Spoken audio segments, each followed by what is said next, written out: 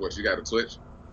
Yeah, I started to Twitch to watch Polly stream, and it was literally like the first time when he launched it. So I signed up. So I was talking to him, and then like he was really focusing on two people, and Rob and I did not know that each other was in the stream. So we're both talking to Polly, then start talking to each other.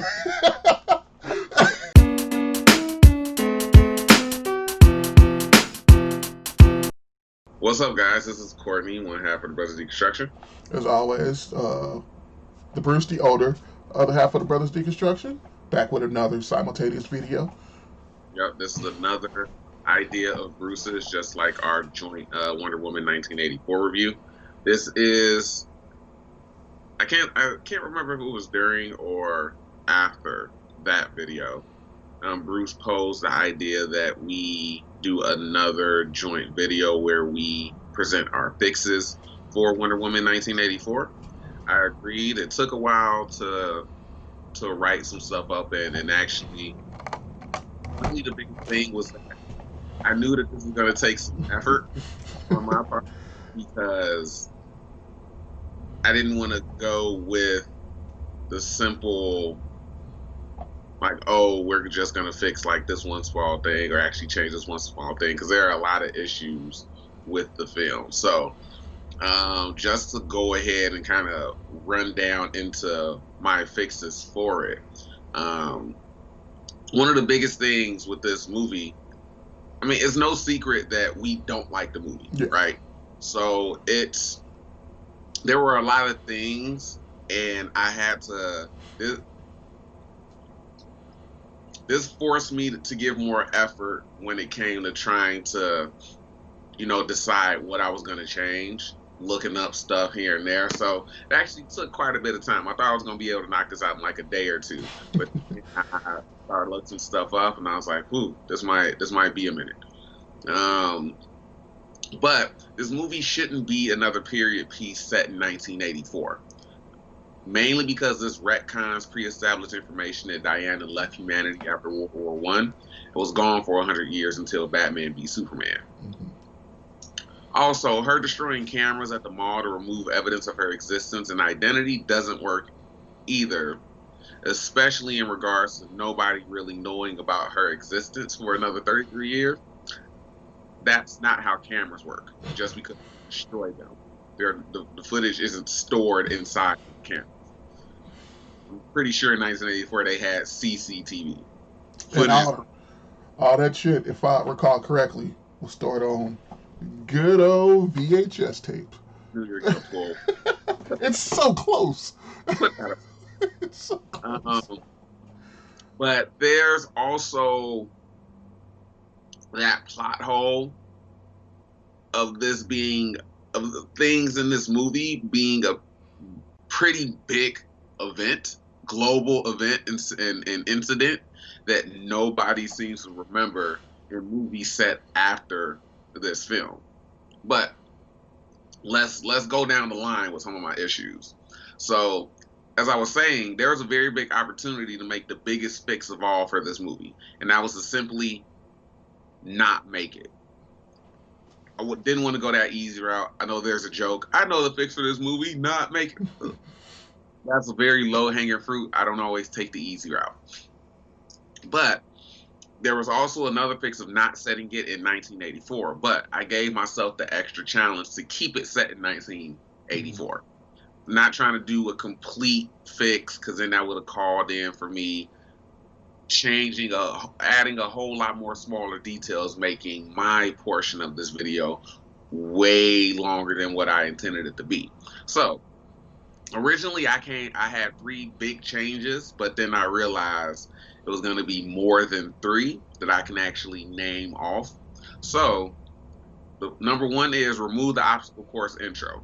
That's because it doesn't tie back into the overall story and doesn't make any sense from a you cheated perspective with at least how they executed it. She fell off her fucking horse. How else was she gonna like shoot her little smoke bomb?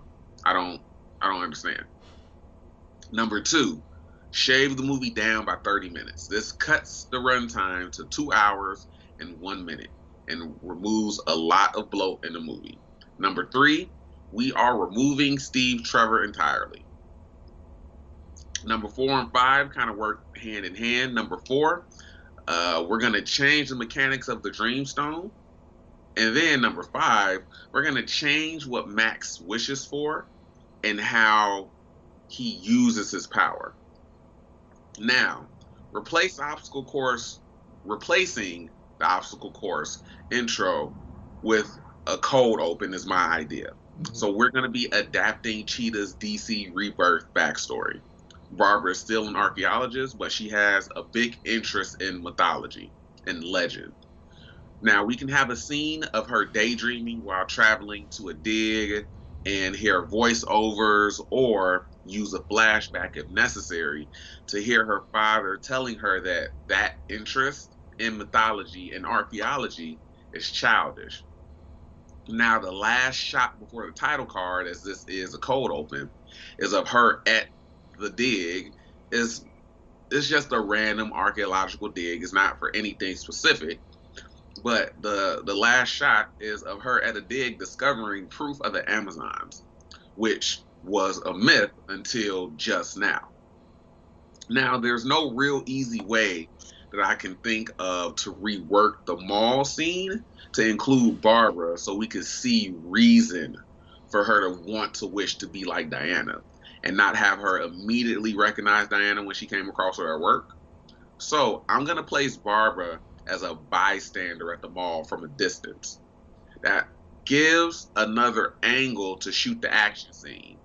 I think it should also be stated that I don't need to go into specifics to say that this sequence won't be nearly as dumb as it is in the movie when the robbers try to randomly, or when one of the robbers decides to randomly throw a kid off a balcony. It doesn't make any sense. So, have Barbara on the other side of the platform. There are two sides of a mall and a really big space in between. I don't know what that's technically called.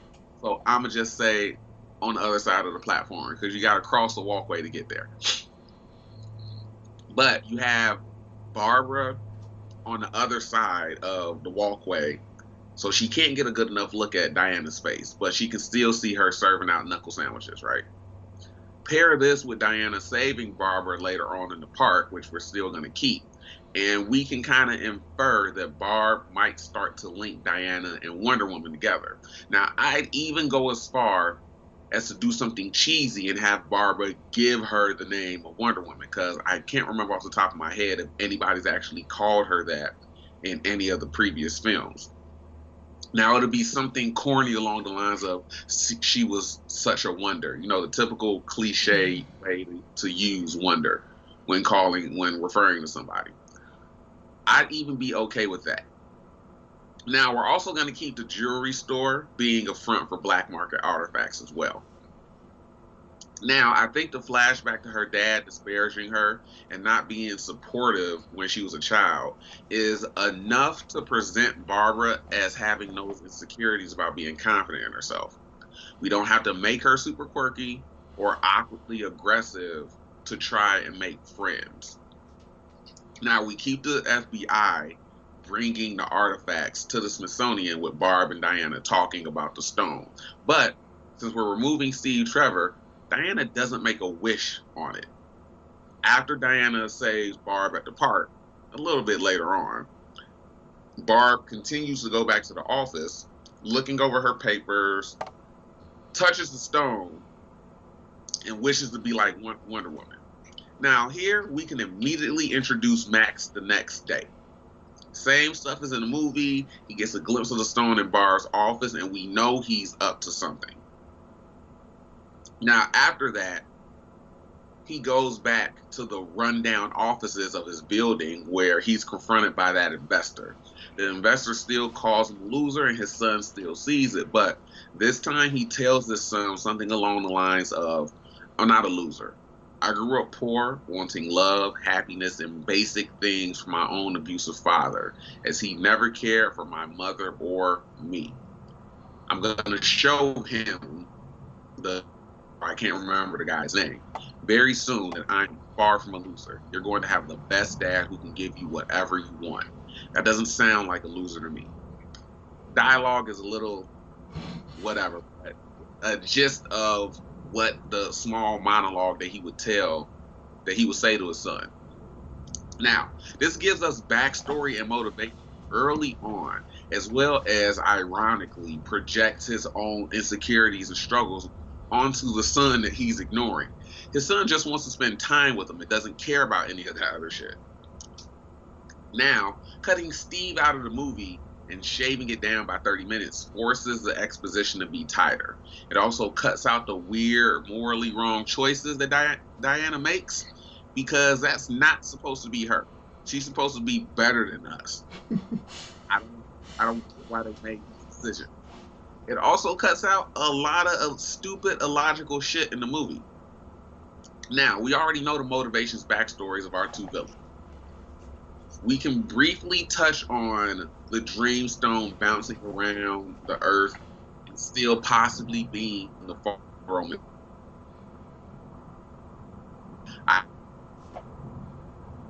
You frozen on my end. Because we're shaving 30 minutes off, and kind of we have more openness to kind of work and play around with. I would use some of this to merge the New 52 and Rebirth stuff for Barbara. Now, when she made her wish in the office earlier after she came back from the park, she was unknowingly touching the dagger of Earth's Cartaga, the goddess of the hunt. And that's how she slowly becomes a cheetah, by wishing to be like Diana, but circumventing the need to actually cut herself and go through the ritual to activate those powers. Now, incidentally, touching the dagger while holding the stone as she's going through things at the office will be something that can actually naturally happen in real life. I pick up two things and focus on one of them all the fucking time. We should also focus on Barb being upset that she was duped by Max, because she's really quick to defend him, even though he very obviously used her to get close enough to steal the stone. Mm-hmm. Now, because, of her touching the dagger and holding the stone, she becomes more aggressive due to the possession-like nature of the cheetah spirit. Now, when Max finally gets the Dreamstone, he doesn't wish to become it, because that was a dumbass decision. He wishes for his powers from count. He wishes to influence people to give him what he wants. We already know that he grew up poor, so all of his decisions are based on greed. He needs to start out with monetary pushes, is what I'll call the influence that he does.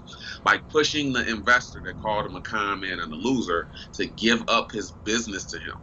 Now, after he does this, he basically becomes rich on command super quickly. After seeing that, he starts wondering what else he can get people to give him. Now, while reading up on him and powers, I started thinking this should be done with a phrase. Right before I came across that section on the page that said he actually did use a phrase at one point. Now, I don't want this to be like Umbrella Academy. I heard a rumor. Instead, I like, you should give me blank, or you should, as should is a verb that indicates obligation or duty. It's a chore to do as well, but Max also keeps the Dreamstone with him at all times, which is why he increases the amount of security and amasses a small army, or a regular one because he can. Now, this also changes the scale of the movie. It doesn't make it global, it makes it more personal. We can still have action scenes of Diana fighting various factions of his security army he's taken from other powerful people. Diana fights Barb in this movie out of necessity now, because while tracking Max, Barb is also following him so she can kill him. Now, this is an extreme escalation of simply being angry that that he used her to get to the stone. Again, this is the spirit kind of possessing her. Now he escapes. Barb actually does eat Diana, and she has to go back licking her wounds. Now there's no underground secret U.S. TV station final battle. The final battle is the White House. Diana figures out that the most powerful person Max can go after and push to do something is the president. This can be home to a cool set piece where Diana fights in a stereo armor against Cheetah and the Secret Service. Diana is merely trying to incapacitate the guards, while Barb is aiming to kill, similar to how Diana was saving all the guards in the actual movie. Cheetah is also done in makeup and enhanced with CG instead of it being a lowly lit PS3 graphic. Now, this gives us a reason to actually use the armor, and it actually plays a factor in giving Diana more durability against Cheetah. After successfully knocking Cheetah out and, the other guards, she corners Max. Knowing that she can kill him if she fights him straight up, she subdues him with the lasso. Now, we get another big thing with the movie was that there wasn't a whole lot of action. Now, with this rewrite that I did, obviously I didn't go into great detail about where the placement of the action scenes were, but they would be there. We get moments of Diana fighting Cheetah and the guards. We can have, several different instances of her fighting armies because Max has an army. So I don't think there needs to be a big battle between Diana and Max because we've seen her fight Cheetah. We've seen her, fight all the punchable people. Now, it's as simple as he tries to get away, but he can't. Now, she takes the stone and destroys it. Now, this reverts everything back to normal as well as, and this is a big one, wipes the memory of everyone who was influenced by Max. That's why even though this rewrite isn't a global scale of a movie, people would remember famous oil tycoon Max Lord coming out of nowhere amassing armies and billions of dollars. I just don't understand. Now, they don't remember any of this because to them it never happened. However, Barb and Max, because again, Barbara wasn't influenced by Max in this film, she made her own wish on the stone, and it did revert her back to normal. However, Barb and Max still have to live with those memories, which may or may not send them crazy wanting to touch that type of power again. So that was my quick rundown of my fix for Wonder Woman 1984. There are still some smaller things I would probably change, and I could have probably expounded upon, but I just didn't want to make this any longer than it had to be. Okay.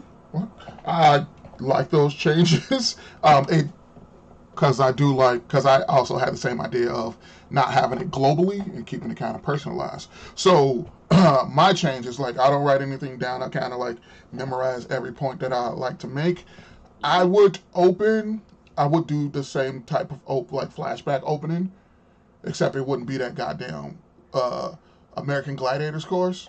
Yeah. It will be the battle between the Golden Eagle armor, the warrior who had to amass all that.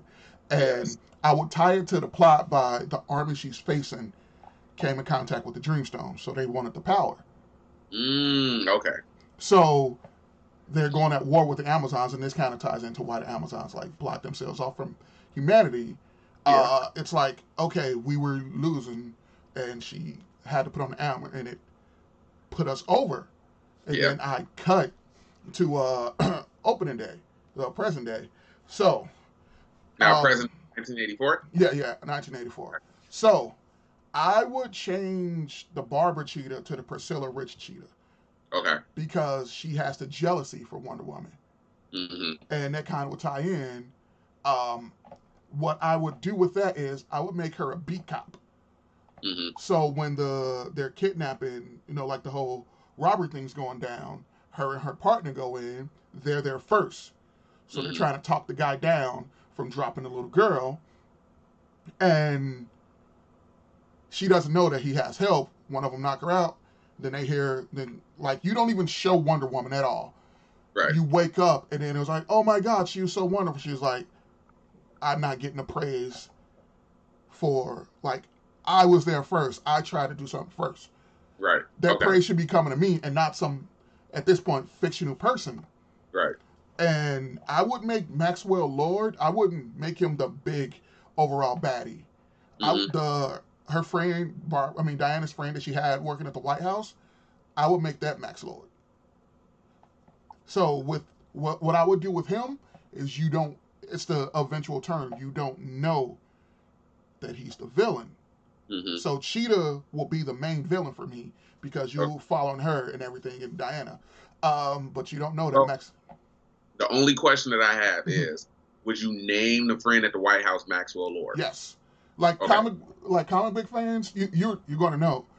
But Yeah. what you don't know, which I kind of put toward like the end of the movie or do a post credit scene, is he came in contact with a Dreamstone, Mm-hmm. and he wished, basically like what you said, wished to have his power from the comic. Okay. And I will keep the caveat is that it takes something away from you. Mm-hmm. His son died because he made that wish. Okay. So you keep that in. So, Keep Diana. I just wanted to ask. Keep going from where you're at. Okay, so Diana is still working at the Smithsonian. Mm-hmm. The beat cops are coming in to investigate some of the stuff that was, the blacks. And the Dreamstone happens to be there. So the Yeah. Dreamstone just bounces around. Uh, Priscilla, she kind of makes that wish. She was, but, kind of hint at, like, haven't really thought this part through, but kind of Mm-hmm. hint like you want the power as well as bring it in. You can even like expand upon the point when she sees Diana's shoes, and then she's just like, "Oh, cheetah print. That's my favorite animal." Because and then she's just naming off all the stuff, but she's building that rapport. But then she Yeah. starts getting jealous of Diana Yeah. because she sees everybody just hitting on her. She's like, "You're not doing anything to better humanity, or like Mm-hmm. you're studying stuff that's happened before. I'm Right. out here trying to make the world better by stopping crimes. Why are you getting all the attention and I'm not?" So Right. now she has the jealousy of the fictional Wonder Woman, and like you said, she can even name her Wonder Woman. She's like, yeah, everybody's talking about this Wonder Woman, just like a throw off, just like, oh hey, and Yeah. then that'll be like the reference, but no one calls it because you can still keep the anonymity of, well, it happened, but the only people saying that it happened, but there's no proof that it happened. So it's literally just like an urban myth. It's kind of like how Batman is in the comic. Yeah. So she just starts noticing slight changes in herself. Now, um, I had this kind of thought, like, okay, so Max is just slowly like making his moves and whatnot, but you're just like, he's an up and comer, aide in the White House, who's just an asshole. Mm-hmm. But it's so I would put it from Cheetah's point of view instead of like it'd be Wonder Woman, but mainly because if the world thinks Wonder Woman doesn't exist until we find out she does, it's specifically from Diana's perspective. So every encounter that Priscilla has is with Diana, and then not the Wonder Woman. And I would keep Steve in the movie, but Mm-hmm. I'll have like that party where Diana meets the A dude, and then it's just like, oh, Max, and they're having a little talk, and Priscilla's there to, just interview more people find out more, and you'll have Max talk to us like you're the star of this show. Like every man here wants to talk to you, and then she gives him, I was in a relationship. It's taking some time to get over, blah blah blah. And it's like, and taking your cue of how his pal was like, you should. He was like, or just use some type of phrase and like, you know what? You will see him again. Mm-hmm. But it Okay. doesn't make him a real person. It just makes so you can. I will still keep the body switch, except this one guy. She sees Steve. He doesn't talk like Steve. He doesn't have the memories of Steve. She just sees him as Steve, and then she's talking to him. He's like, "Look, I don't know who you are, but like You keep calling me something that I'm not. Right. But then that's the relationship. That's how you get her to move past Steve. Sees Steve in him, but she gets to know his personality first before the big real reveal that I'm not the guy you think I am. This is who I am. So that kind of end scene kind of plays like a bigger part. Okay. So as Priscilla's learning her powers, she's like, let me go test it out. So she's like stopping petty crimes, just puts like on the hoodie and everything, and then so she's like, I'm getting stronger, but you see more animalistic features forming in her, so she just basically disappears and no one can find her. Then she like goes to talk to Diana. She's like, just still in disguise, like something's happening to me. You know all about this stuff. I need your help. And then Diana's like, I can't help you, and she attacks Diana just because out of rage. It's like, so her turn isn't so much like I don't want to be me. It's the jealousy. What the stone takes away from her is her humanity. So it's not, once again, by not keeping it like that, it's not on a global scale.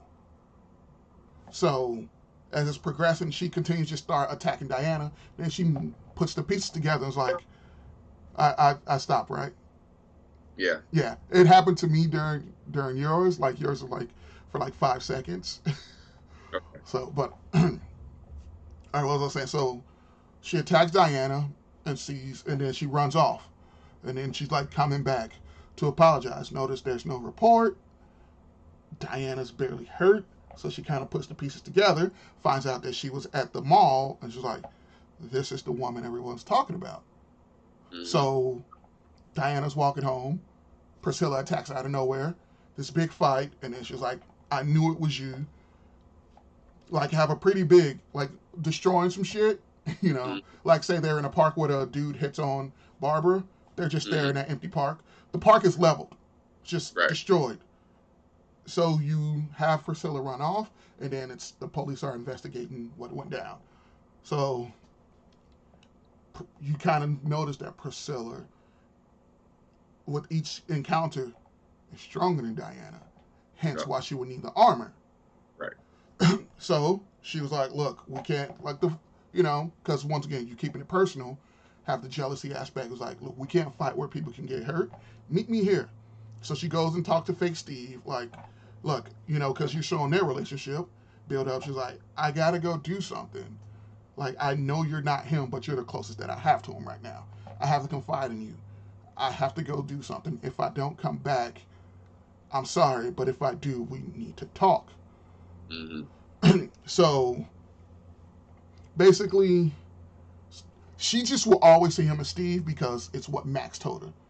But that's how you can reintroduce Steve Trevor, give him a new name, keep Chris Pine because of their chemistry, but that relationship builds from there. So it's just not like you're in somebody else's body, let me rape you. Right. It's not that. So they have their battle. She wins. She thinks she kills Priscilla. And then she's like, I can't have you where someone can find you. Takes her someplace, probably takes her back to Thermoscape or whatever. Finds out she's not dead. Now she's a prisoner of the Amazons. So you keep her alive because you can bring her back. Oh, she escapes, so on and so forth. You can introduce other iterations of Cheetah, so on and so forth. But it has things, and then you just have Maxwell just observing the entire thing. Like, he knew everything that was going on because he just witnessed it. He was like, oh. And then you set him up to be something greater. Like, introducing him as a good guy, you kind of harken to him being a liaison for the Justice League. But if you know more about the comics, you know what he's going to become. So you keep the same ending with people getting away unscathed.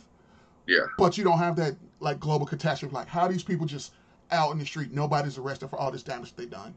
Right. Keep it personal. Keep it a smaller story. Because then you can also bring it back, like, even if more Justice League's movie. Like, oh, well, this happened. Oh, that's Maxwell Lord. I know him. So on and so forth.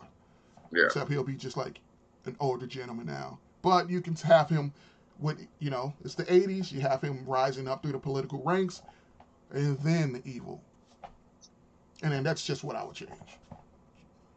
And so, talk more about, I know you kind of, the question that I asked earlier kind of made you jump toward the end. So talk more about the his powers and everything like that.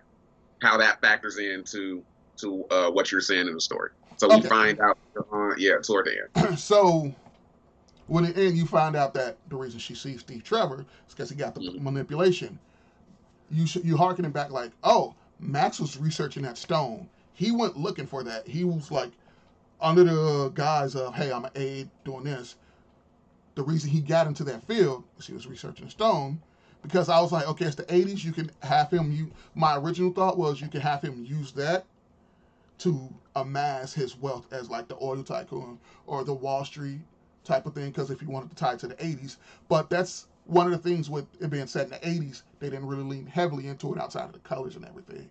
Yeah. So just have it as, hey, I've been researching. So kind of when you're building toward it, like when you have like Max alone, there's drawbacks to him. Oh, hey, is that a picture of the Dreamstone? Okay. Or you can have it where the person who hired the people to rob the black market was Maxwell because he knew the stone was there. Mm-hmm. So you just slowly unravel this stuff where it builds to the end and was like, oh, that was Max. Yeah. But you don't have him reveal himself because you can set up for future iterations. Mm-hmm. And like once again, you can always throw that away. Kind of like in Batman when Billy D. Williams was fucking introduced as Harvey Dent. You can use him or you don't, but you have the setup. So it's more of a setup than a revelation where I'm the main focus of the plot. And then I think with these changes for me, it cuts back on so much overacting because it's a lot. That was a big issue, and I think the main thing I like what you've done with your rewrite. Mm-hmm. I think with mine, the main thing I was trying to do is one, make it a shorter film. Yeah. And two, make it a little bit more focused because it was kind of all over the place, and there was no reason for anything to happen. There was no reason. Like one of the things that bothered me during the movie was that there was no reason for Max to wish himself as a Dreamstone. Yeah. Like, why are you?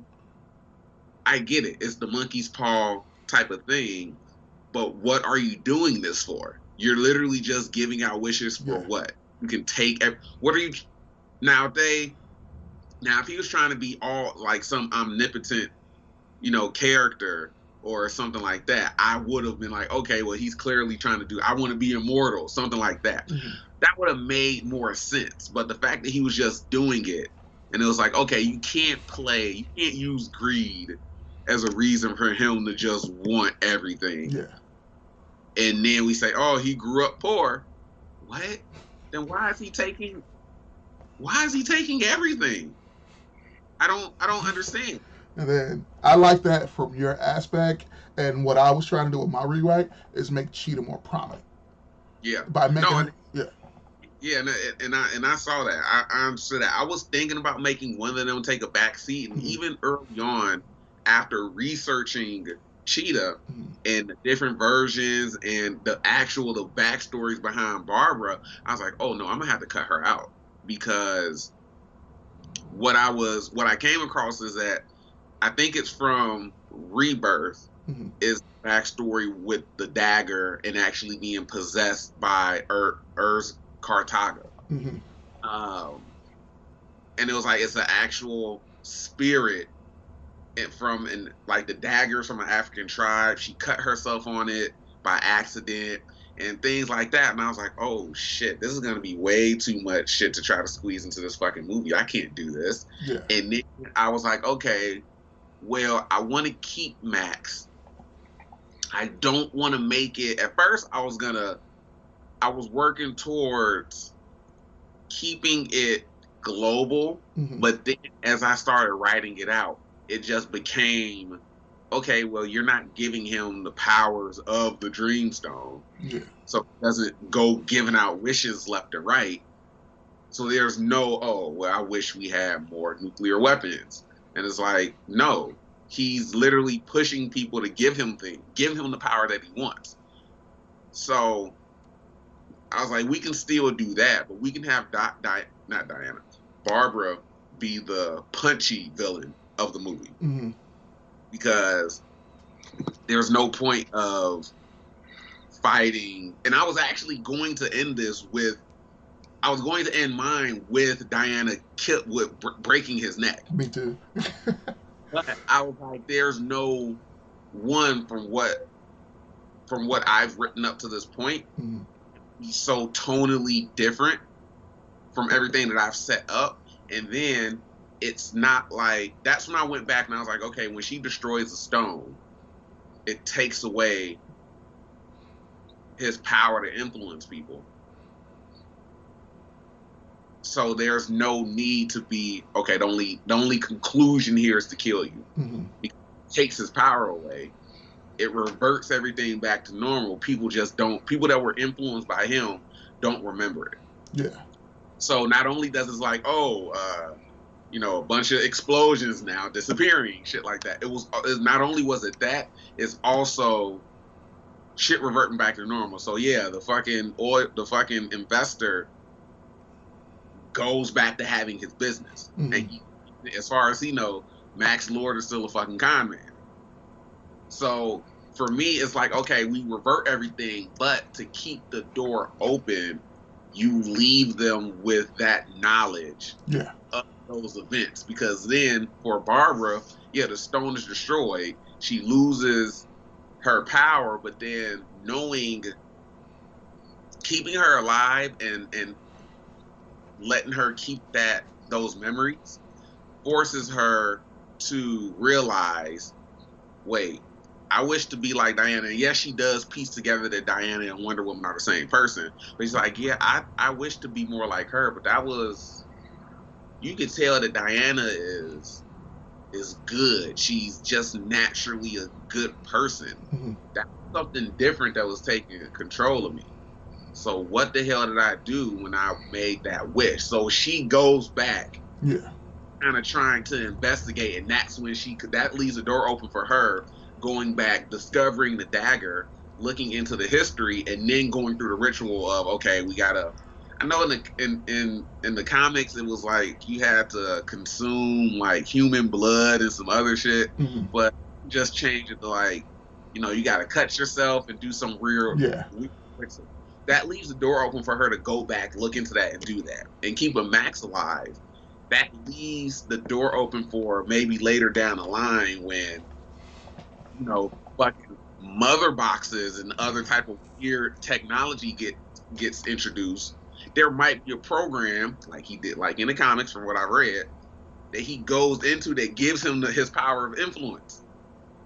Okay. So it'll come to a point where it's like, no, you can't crush some stone to take this away from you this time. And then that's when it's like, oh shit, the only way that I'm gonna stop this is I gotta kill you. So then we get that moment of, all right, clearly he can't be stopped by we're gonna destroy the source of his power, because the source of his power is man-made. Yeah. There's nothing we can do about that but destroy the person.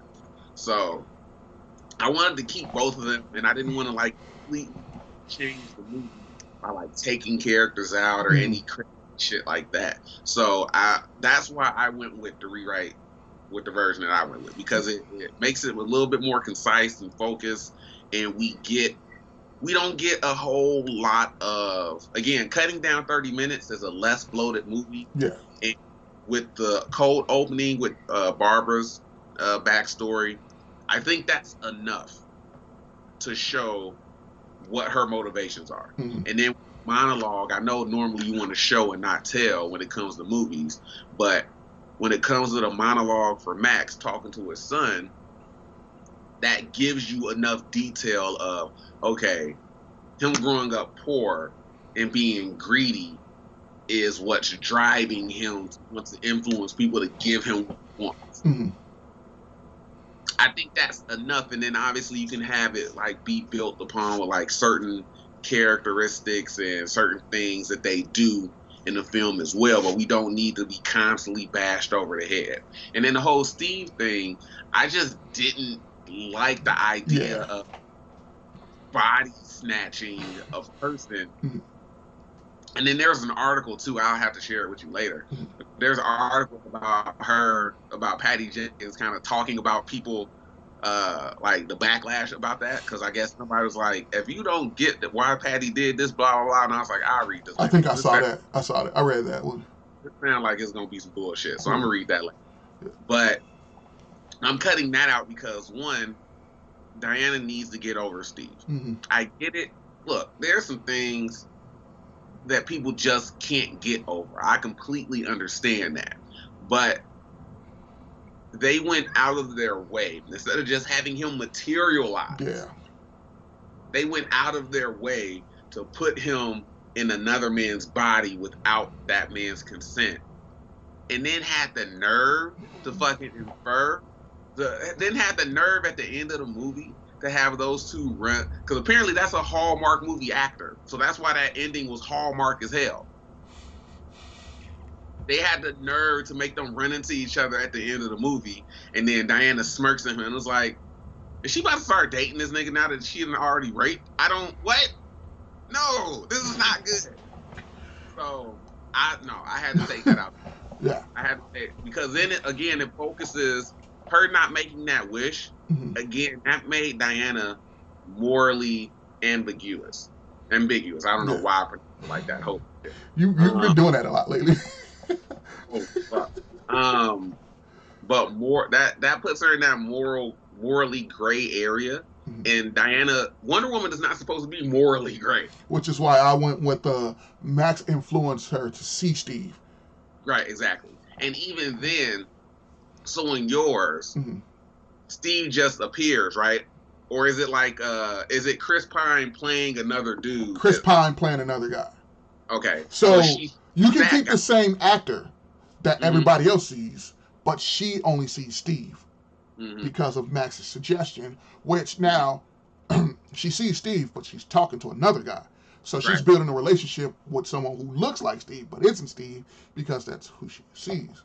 Right. So it's her talking to Tony. Yeah. Knowing that it's Tony, but she sees Steve. Yes.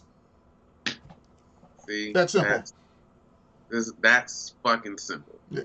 And then what was it? My original synopsis for it, which is what I was going with if we were going to do it immediately, but given more time, I have more to think. I was going to have, basically, I was just going to switch it and have Max be like the main antagonist and have him researching the Dreamstone. And he comes across Barbara doing some archaeology shit, and he finds her like knocked up, blah, blah, blah. He gets the powers. Barbara's now Cheetah. We don't really need to get into, like, because I already, it was going to be too long, but we're going long now. But, and the reason that it's global is not because he's doing shit on the global stage. He's just going country to country doing small shit that Diana happens to notice, because it's like, this doesn't seem right. Yeah. So she goes to confront him. Cheetah's his heavy now. She fights Cheetah. Boom. And then looking at, like, you going with, she found her, have that as her backstory, where she was looking for that. She found it. The reason Max found her unconscious is because she did the ritual, but he had the power to, like, hey, you're my heavy. So Diana just thinks that he brainwashed her, and as soon as she gets rid of him, Barbara returns to normal. So fight, snaps his neck, if we want to keep the comic book accurate, and then she's like, all right, you're safe. Barbara just whoops her ass. Right. Because she's like, oh, no. He didn't brainwash me. I was helping him. Like, we're partners. Yeah. And then it was like, oh, shit. And still have that leading to something in the future. It's like, well, now we got to throw this late second fight into it. Let's do this. Boom, now you're dead. Ha. No. Have that set something else up. And she's like, well, I'm out of here. I was like, no. You helped me accomplish my plans by getting rid of Max. Thank you. And then she leaves. Like, oh, shit. Did I just make the world a worse place by doing this? Boom. That was like my original idea. Yeah. But I kind of like the setting Max up for more. Yeah. No, same here. Again, it really, then that payoff can be, can feel earned. Again, for me, it really just boiled down to, we got to draw some focus and give reason for why things are happening. So again, I didn't want it to, even when it came down, and it was legitimately funny when I was looking into Max, and I think I was on the DC Wikia, and I was going, because I was like, all right, well, let me look into his powers and everything like that, or what he can do. And it's like, oh, he started out with no powers, blah, blah, this and that, and then he got the ability to mentally influence people, this and that, and I was like, ooh, okay, in this rewrite, he needs to do that with a phrase. And then right when I said that, I got to that part, and I was like, fuck, I gotta mention this in the video now. Because I was just too, it works too well. Yeah. And again, it doesn't have to be I heard a rumor. It can be something that as quick as you should give me your business. You should sign over your oil company. You should give me your army detail, your security detail. And then he has to keep the stone on him at all times because he's so protective of it. Yeah.